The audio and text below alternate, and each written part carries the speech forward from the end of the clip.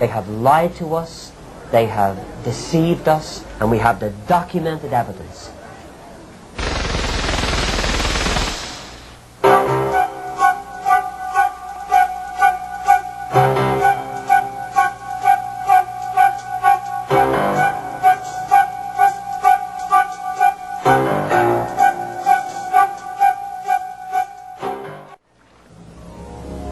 Jehovah's Witnesses exist in a rigid, structured, thou shalt not environment.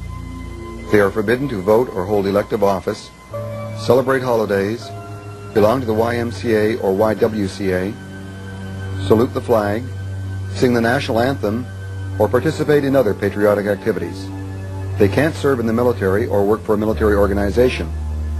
They may not accept blood transfusions, read anything critical of the Watchtower Society, or associate with former Jehovah's Witnesses.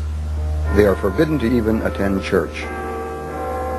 If life is narrow for the adult witness, the problem is greatly intensified for their school-age children. The Watchtower Society has published a book entitled School and Jehovah's Witnesses. It defines for schools what activities witness children are forbidden to participate in. Things like birthday celebrations, Christmas and Easter, sports, Mother's or Father's Day, Valentine's Day or Thanksgiving, saluting the flag or school dances, singing the national anthem, or saying the Pledge of Allegiance. I pledge allegiance to the flag of the United States of America and to the republic for which it stands. Children are real victims in this. Jehovah's Witness children cannot participate in many of the normal school activities, and as a result are often mocked by their classmates. They are really torn because on one hand they want to please their parents, and on the other hand they want to be accepted by their teachers and classmates. There's no way they can win. They are literally torn apart emotionally. I know this firsthand because my own daughter cried nearly every day in school from the first time she entered until an extremely loving teacher made her feel at ease in the 4th grade. The life of a witness child is very isolated because playing with non-witness schoolmates and neighborhood children is considered bad association. The Watchtower Society presents Jehovah's Witnesses as clean, happy, and unquestionably moral. The Bible has a lot to say about family life, and the reason Jehovah's Witnesses have such happy families is because we try to apply the principles that are found in the Bible. This protects them from many of the pressures and the problems that afflict a family life today.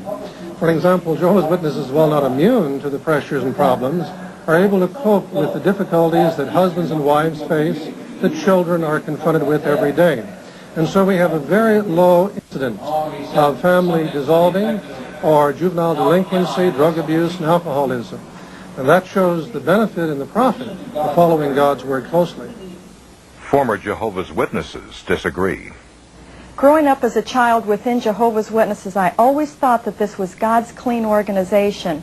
But when I got older, I found out that there were divorces, there was gross immorality within the congregations, and that we were actually no different than the ones we were condemning.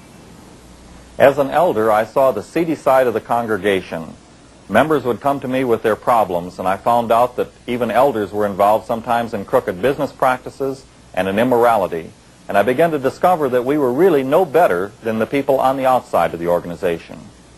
When I left Bethel, it was hard for me to even share with my mother and father what was going on up there, the drunken parties that went on, and the homosexuality and things like this. Finally, the Watchtower had to admit that immorality had spread to the highest levels of the organization, saying, shocking as it is, even some who have been prominent in Jehovah's organization have succumbed to immoral practices, including homosexuality, wife-swapping, and child molesting. Alcoholism, depression, and mental disorders among Jehovah's Witnesses have come to the attention of psychiatric professionals. Dr. Jerry Bergman is a former Jehovah's Witness and a trained psychologist. In my experience in working for a number of psychiatric clinics as a therapist, I've worked with many Jehovah's Witnesses, and I find that many of them suffer from severe emotional problems, from schizophrenia, from severe depression, alcoholism, and other problems. I've also consulted the scientific literature on this question, and I found that it clearly confirms that the mental illness rate among the witnesses is clearly above average. One of the most intimidating devices used by the Watchtower Society is the threat of appearing before a judicial committee of elders. Public censure, even disfellowshipping, can be the sentence of this powerful court. The inflexibility of Watchtower policies has led to thousands of instances of mental distress, even suicide.